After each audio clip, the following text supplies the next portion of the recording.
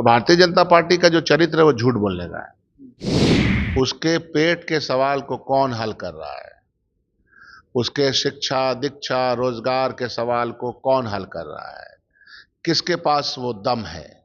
वो दम सिर्फ और सिर्फ कांग्रेस पार्टी और इंडिया गठबंधन के पास है, और वो विजन राहुल गांधी के पास है। तो एक झूठी पार्टी के साथ चिराग पासवान सोच भी लें तो वो कर पाएंगे, ऐसा मुझे विश्वास नहीं लगता है। यानी कि सिर्फ बोलने के लिए कागजों पर रहेगा और करना नहीं, कुछ ये नहीं। ये अभी हम इसलिए नहीं बोलेंगे कि कागज पर रहेगा।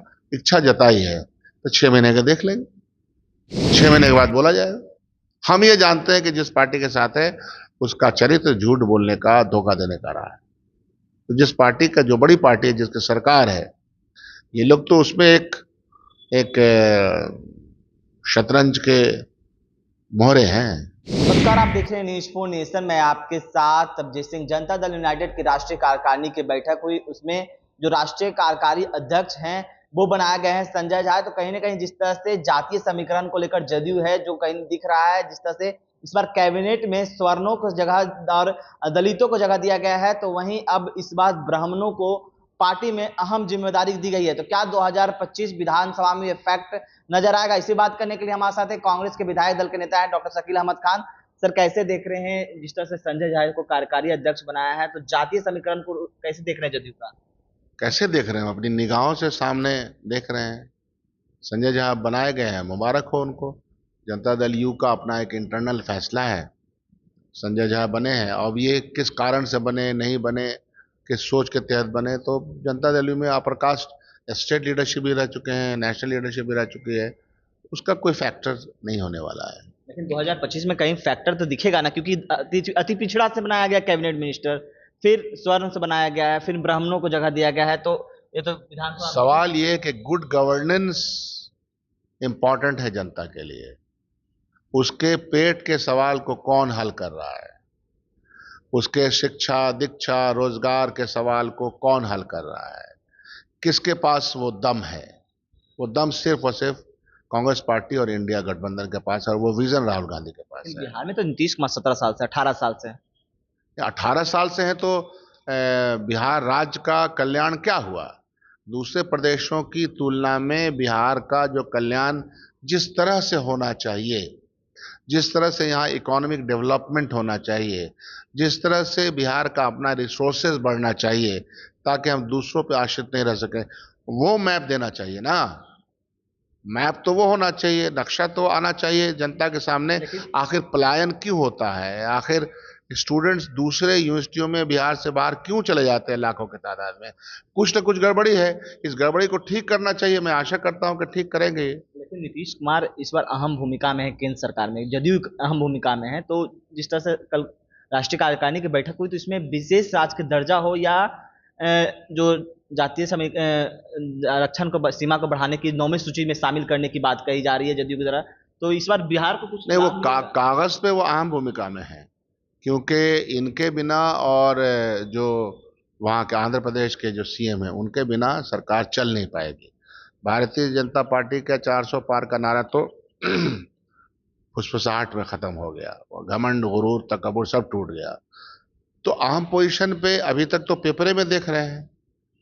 जब चीजें आने लगेंगी, जब बिहार के पास हर डिपार्टमेंट का पैसा रुका हुआ है दिल्ली सरकार के पास, मनरेगा हो, बिजली डिपार्टमेंट हो, रोड डिपार्टमेंट हो, हर डिपार्टमेंट का पैसा दिल्ली सरकार ने, जीएसटी का हिस्सा हो, हमारे हिस्सा, हमारे इकोनॉमिक हिस्सा जो है वो सब रुका हुआ है। वो जब आने लगेगा और जमीन पे उतरने लगेगा तब ना हम देखेंगे। लेकिन जदयू तो कह रही है ना कि उम्मीद है अब महागठबंधन को तो जदयू से ही, क्योंकि उन लोग केंद्र में कितने दिन सरकार में रहे, बिहार में भी सरकार में रहे, तो बिहार को क्या दिए उन्होंने? 17 साल से तो इसी उम्मीद में है, 10 साल से भाजपा से उम्मीद में है।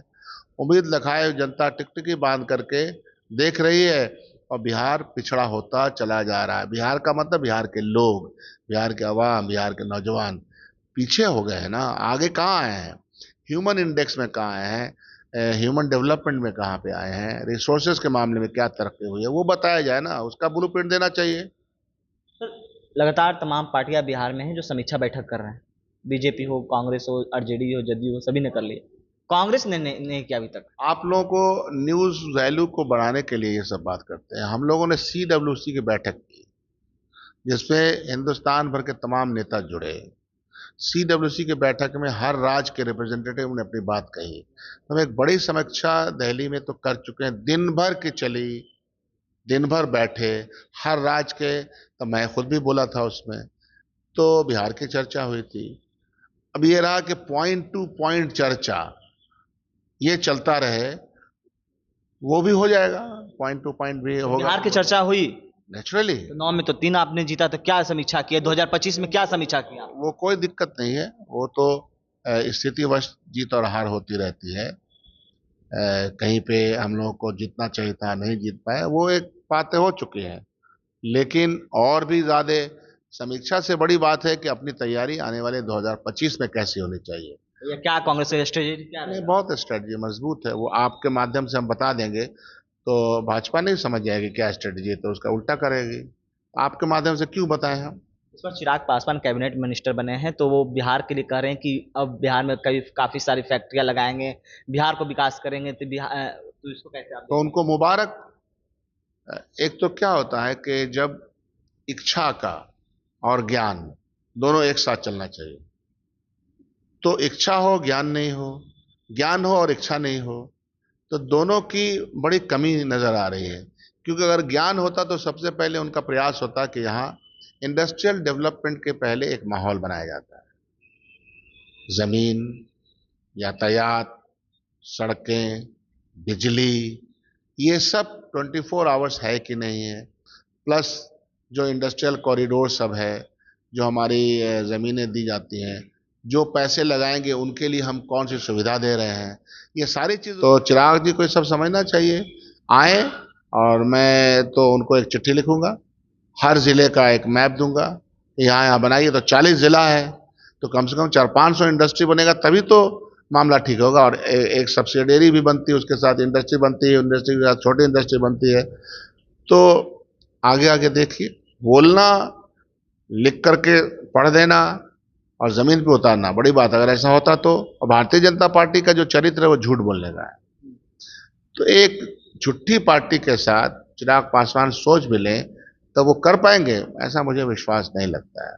यानी कि सिर्फ बोलने के लिए कागजों पर रहेगा और करना कुछ नहीं। ये अभी हम इसलिए नहीं बोलेंगे कि कागज पर रहेगा, इच्छा जताई है तो 6 महीने का देख लेंगे, 6 महीने के बाद बोला जाएगा। हम ये जानते हैं कि जिस पार्टी के साथ है उसका चरित्र झूठ बोलने का, धोखा देने का रहा है।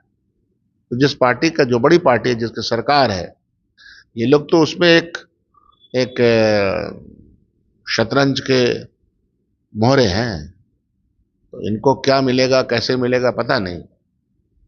और इनकी तो न जाने कितनी बेइज्जती होगी। पासवान जी के साथ मेरे बड़े क्लोज रिश्ते थे, मैं बहुत इज्जत करता हूं उनकी, तो इसी भारतीय जनता पार्टी ने उनका बंगला छीन लिया। मतलब दम दिखाने जा रहे हैं अब आने वाले तारीखों को, बिहार में अकेले रैली करने वाले वो हैं। दम दिखाएं, हमारा आशीर्वाद है, वो अनुज हैं। लेकिन जिन लोगों के साथ हैं उन लोगों के साथ उनको कोई फायदा मिलने वाला है? ऐसा नहीं होता है ना। ये तो आप पॉलिसी मैटर में आपका क्या है रोल। 100% स्कोर उन्होंने दिखाया, 5 सीट दिया गया, 5 सीट दिखा 100 उससे नहीं होता है कि 100% स्कोर दिखा दिया। होता है कि दिशा क्या है गवर्नेंस की, तो बिहार गवर्नेंस की और ऑल इंडिया गवर्नमेंट की गवर्नेंस की क्या दिशा है उस पर तय होती है। क्या कुछ कर रहे थे कांग्रेस के विधायक दल के नेता डॉक्टर शकील अहमद खान, आपने सुना। इस तमाम खबर न्यूज़ के साथ